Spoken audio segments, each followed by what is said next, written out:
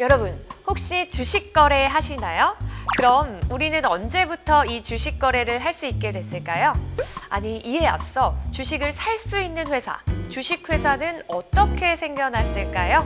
나라의 힘, 국력보다 더 강한 국가 권력급 최초의 주식 회사에 대해 알아보겠습니다.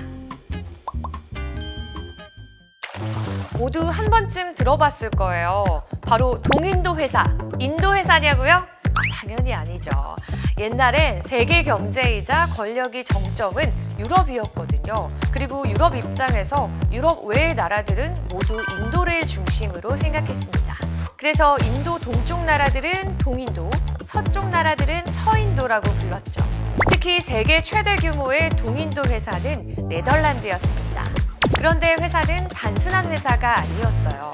네덜란드 회사지만 그 권한이 네덜란드를 넘어서 버리거든요. 그럼 어떻게 이런 기업이 탄생할 수 있었을까요? 16세기 후반 유럽에서는 향신료 무역이 엄청난 수익을 올리고 있었습니다. 당시 가장 강력한 무역 강국은 포르투갈과 스페인이었죠. 하지만 1581년 네덜란드는 스페인으로부터 독립을 선언하면서 무역 시장에 본격적으로 뛰어들었습니다. 여러 개별 상인들이 동인도 지역, 오늘날의 인도네시아, 인도, 스리랑카 등이 여기에 속하는데요. 이 동인도 지역에서 향신료를 가져오려고 했지만 경쟁이 심하고 위험 부담도 컸습니다. 그래서 이를 해결하기 위해 1602년 오늘 날짜인 3월 20일 네덜란드 정부는 여러 개의 무역회사를 하나로 통합해 네덜란드 동인도 회사를 설립합니다.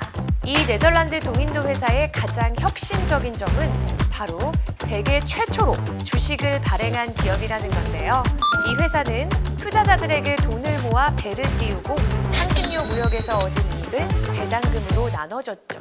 덕분에 기업은 막대한 자본을 확보할 수 있었고 투자자들도 비교적 안전하게 수익을 올릴 수 있었습니다.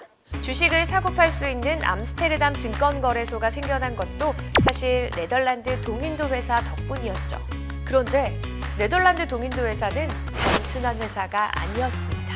네덜란드 정부로부터 독점 무역권, 조약 체결권, 군대 운영권, 심지어 전쟁을 수행할 권리까지 부여받았는데요. 이 회사는 동남아시아의 여러 섬을 점령하고 원주민들을 탄압하며 향신료 무역을 장악했습니다.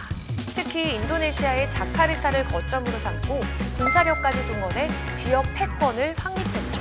또한 일본과 중국과도 무역하며 엄청난 부를 쌓았고 한때 세계에서 가장 가치 있는 기업으로 군림했습니다. 정점에 서 있을 그때 네덜란드 동인도 회사의 규모를 현 시세로 환산하면 그 가치는 무려 우리 돈 1경 1천조 원이었는데요. 우리나라 1년 예산이 700조가 안 되는 것을 생각해보면 그 규모가 어마어마하다는 것을 알 수 있죠.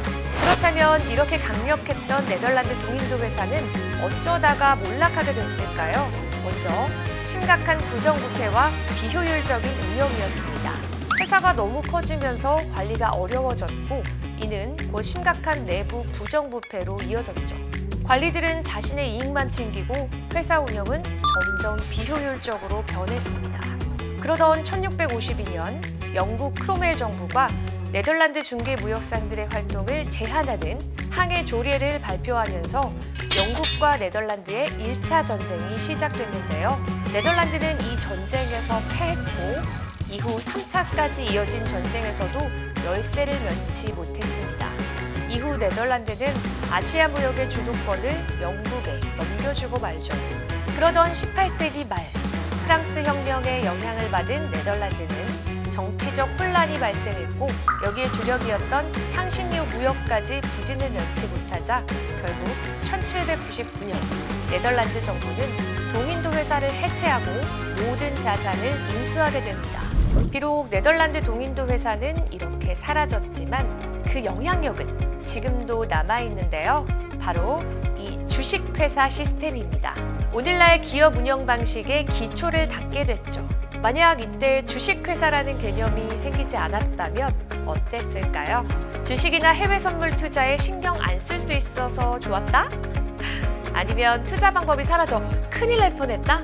어찌됐든 우리는 이로 인해 주식 거래나 해외 선물 등 다양한 방법으로 투자를 경험하는데요. 여러분의 투자가 모두 수익이 되길 바라면서 지금 당신이 어쩌다 마주친 경제 이야기, 어쩌다 경제 이하늘이었습니다.